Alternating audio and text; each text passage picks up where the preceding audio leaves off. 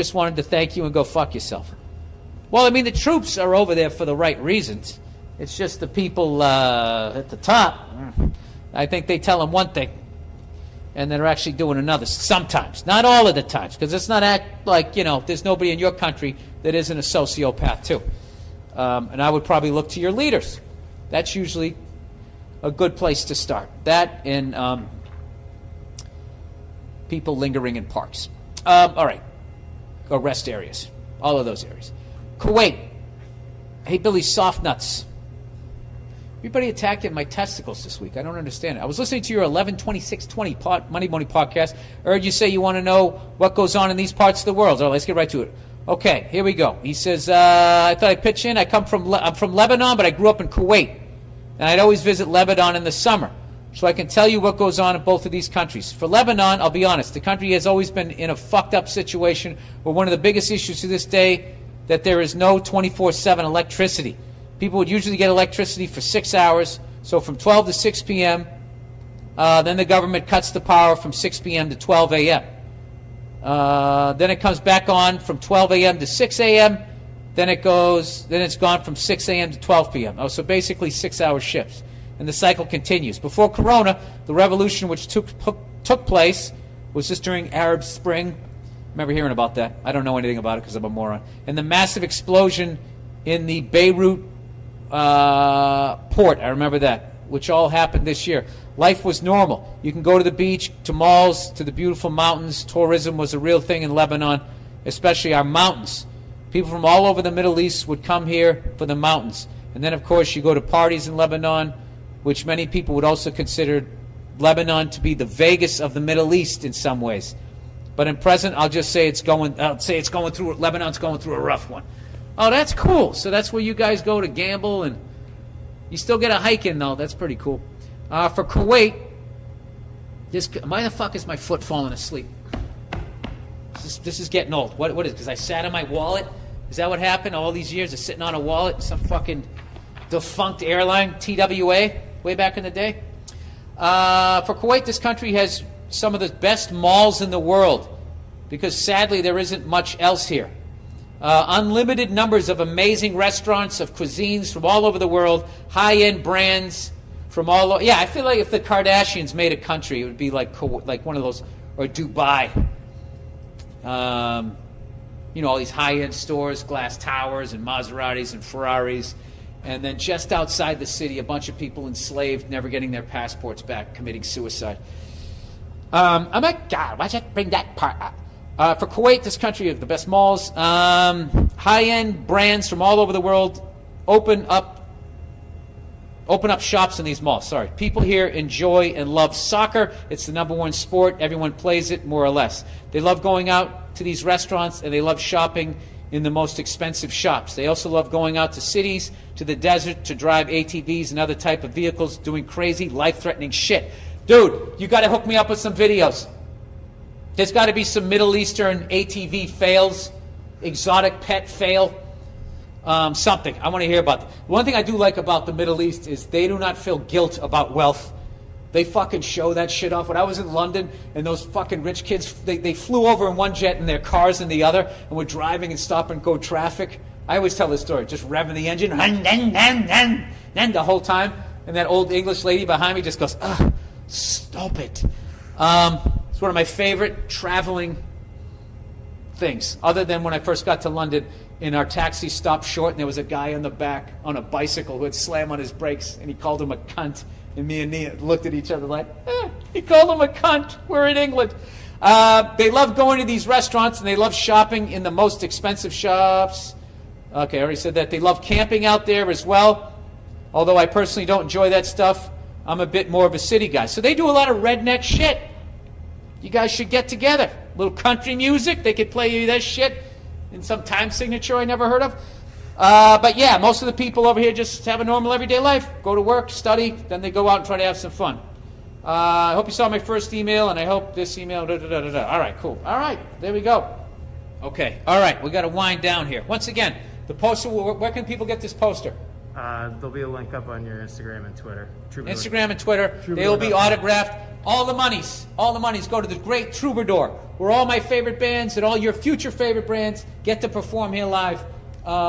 Thank you so much to everybody who actually takes the time to buy one. All right, dumb questions for employees. Here we go. European tour guide. All right, this guy gives tours over in Europe here. Hey, Bluey. I think that's my daughter, one of my favorite shows there. Many, many years ago, I worked for a travel company as a tour manager, taking 18 to 35-year-olds through Europe. I had loads of funny questions. Here are a few I can remember. Number one, thinking a spectacular waterfall in Switzerland was man-made and controlled. What time did they turn off the waterfall? I love how they're going to assume that all of these were Americans doing this. When crossing the English Channel by car ferry from our start point in London to France, why do we have to get a ferry? And why do we have to put our watches forward an hour when we get to France? Oh, boy. Well, in defense of the ferry thing, you could take the channel, right? Heading out on a day trip to a glacier cave on top of a snow-capped mountain, 4,000 meters above sea level. Will it be cold?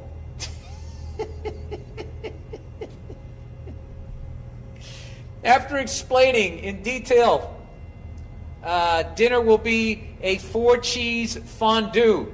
The cheese is made from local cows we passed earlier in the day.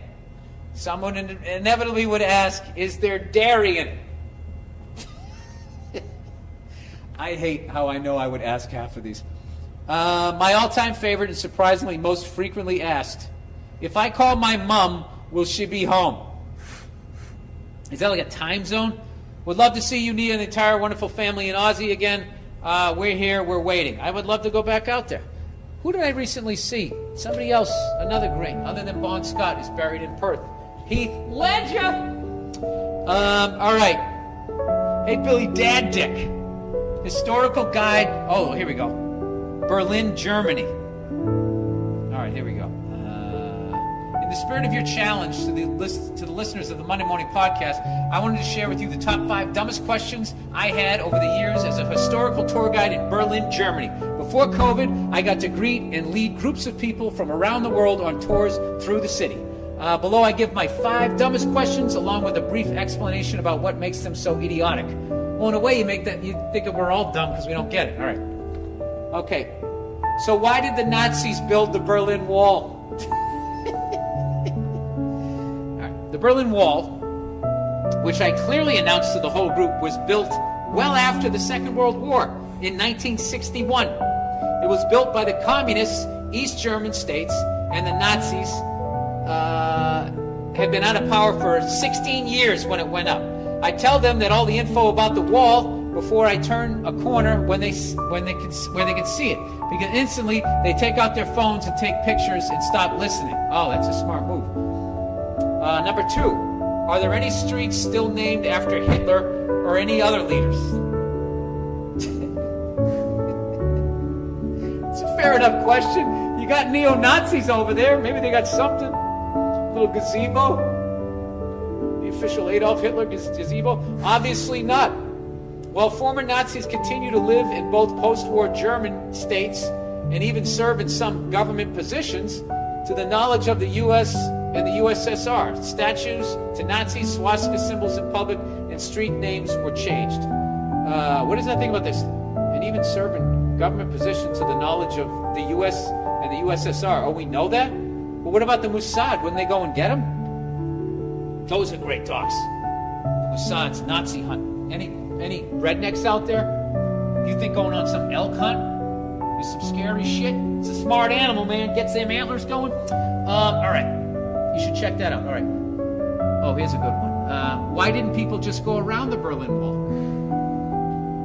I always wondered how long it was. You know, I saw it like it's just like it's a fucking wall. I mean, look how our wall's working. All right, why didn't people just go around the wall? People really don't think about this one. The wall encircled West Berlin. I didn't know that. I thought that we divided the entire country of Germany.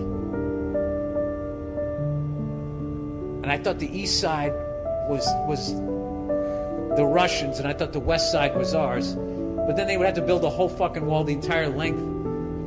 So So after the war, because the U.S. and Russia were allies, we divvied up Berlin, and they got half the city, and they had to build a wall to keep their people in. I mean, right then, we had to know that we were going to win the Cold War. You know what? I'm not going to even pretend I didn't know that. I didn't know that. I thought it was a straight wall that went up to the fucking border and down. That's what I thought. I didn't know it was a complete circle. There you go. Who knew? You know, a lot of people think the Tower Bridge is the London Bridge. There's a lot of shit out there that people don't know. All right.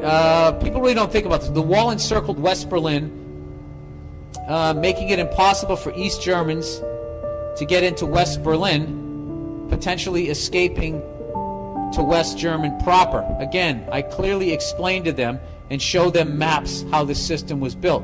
Yet people still ask if there was a way they could go around at 160-kilometer encirclement of guard towers, razor wire, and concrete barriers. All right, well, that's a little different. Where can I buy an old SS uniform or Nazi memorabilia in the city? In defense of that question, you could still go down south and buy some old Confederate shit, and they lost. All that stuff is illegal in modern Germany. Sure, there are some people who still have their great-grandfather's copy of Mein Kampf, but you don't see World War II battle reenactments like the U.S. and the Civil War and the glorification of Confederate leaders. No, we do not. God knows in a lot of ways, but we're all guilty. That was way worse. Well, didn't you guys kind of cheat off of us with what we did to the Native Americans for when you started doing the horrible shit to Jewish people? Do you know there's a stadium over there, Zeppelin Stadium?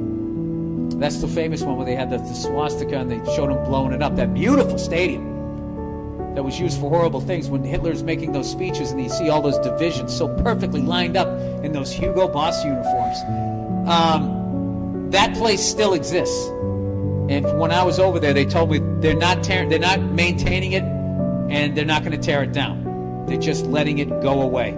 So if you go over there at your own risk, you can go into that stadium. I mean, God knows when it starts, big concrete crumples on you. You can stand right where that lunatic gave those speeches, and I would be lying to you that for some morbid reason, you know, and just World War II, just the history of it, I would do that. And I do a podcast for it. No, I wouldn't do that. All right, number 5, lastly. So, you like it here? They asked you if you like it here. I'm not originally from Germany, but I emigrated here many years ago. I am a citizen here now and speak the language fluently. This is a particularly dumb question because if I didn't like it here, why the fuck would I have stayed and settled here? Or were they expecting me to tell them, no, I don't like it here? Jesus Christ. Anyway, congrats on the growing family. I've been listening to the podcast on and off since 2014 when I made a good friend from Massachusetts while working together in Seoul, South Korea. This dude has been around. That's amazing. I love hearing from people from around the world. I mean, that right there, you probably got more information on this fucking podcast about all these goddamn places than CNN, Fox, whatever fucking Trump's going to come up with. That's going to be interesting, right? Trump's starting it. He already fucking started the USFL to go, or helped it, right? To go up against the NFL. So maybe I think he does it with this news channel. Then that's going to be weird because then Fox, who backed Trump, is now going to have to get into it with them. Right? I mean, I'm not into 24-hour news networks left to right, but that's going to be interesting. But I will tell you this, I have to get the fuck out of here because I got shit to do. Thank you to everybody at the Troubadour for letting me come down here again. Thank you to you guys for having a sense of humor, listening to this podcast, and maybe buying a poster, helping these people out so that when all of this fucking shit is over, this place will still be here and you'll see hopefully your next famous favorite bands on their way up. That's it. Have a great weekend, you cunts. Oh, this is the Monday morning podcast? Oh, sorry. I'll check in on you. Go fuck yourselves. I'll check in on you on Thursday. I'll see you. Au revoir.